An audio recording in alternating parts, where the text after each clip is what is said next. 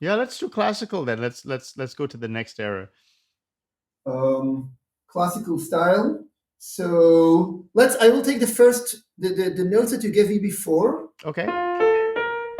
Let's transpose them up to F sharp major, and let's do something in the classical style. 3/4 tempo diminuendo. Um,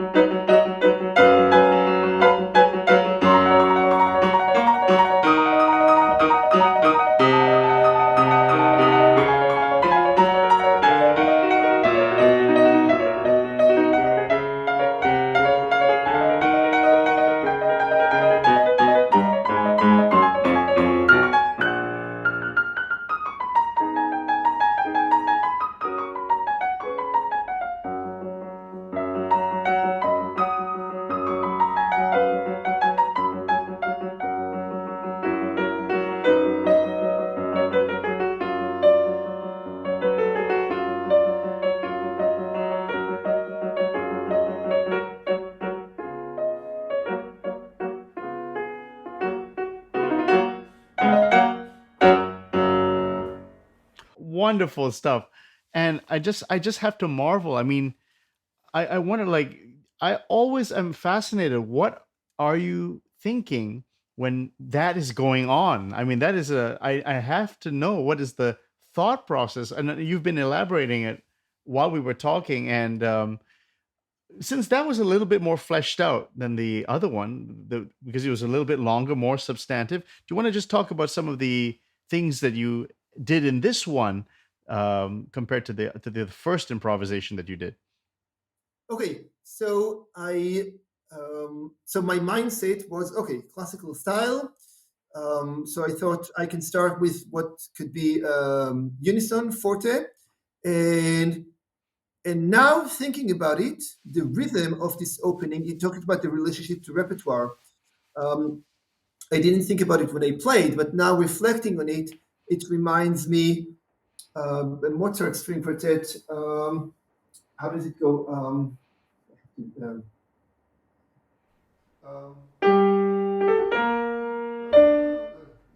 gentlemen. Like this, yes.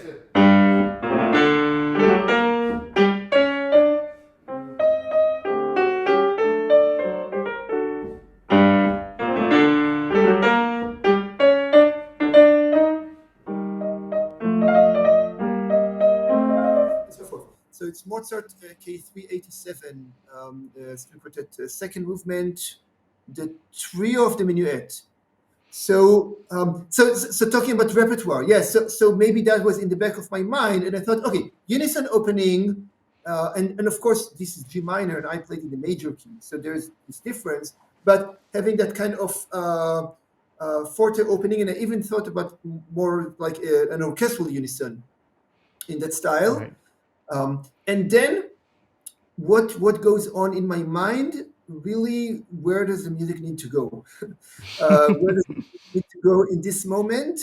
And it goes on very quickly. Like I said before, the because if I could sort of break the process, sometimes you need to think about the harmony, sometimes you need to think about the melody, and sometimes you need to think about the texture or the form or those things.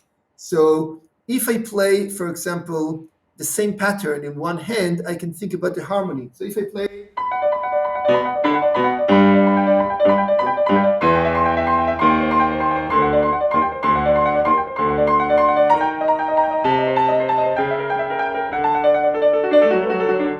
this, so I can focus on the harmony because there is not much happening in other ways. Right. The same thing. But if I want to focus on the melody, so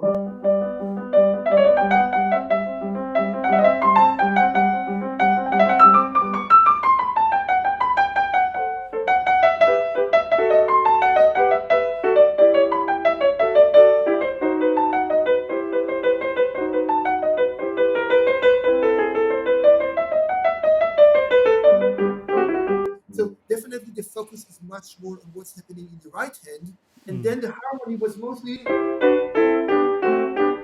parallel 6/3 chords with the occasional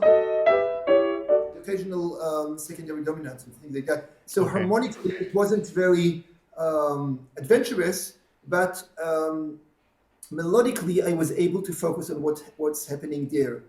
So in different moments, you can focus on different things, and then knowing about, for example, form as a whole.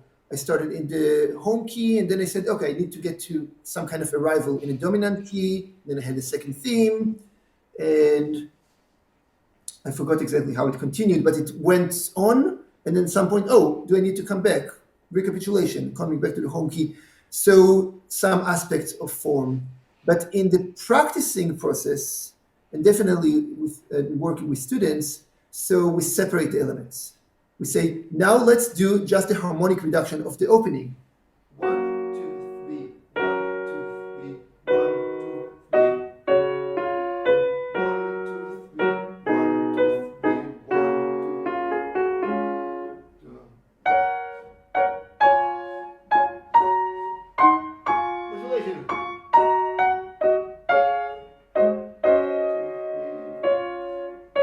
3. And then we continue. Yeah, so you can do that. Or you can just do melody with bass.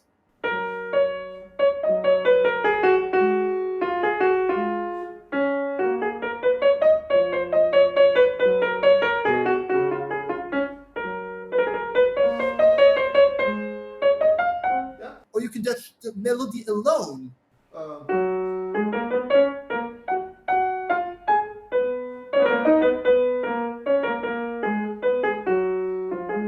Practicing in unison. Lots of different things you can do. 2 voices, 1 voice, chord reduction. You can break it.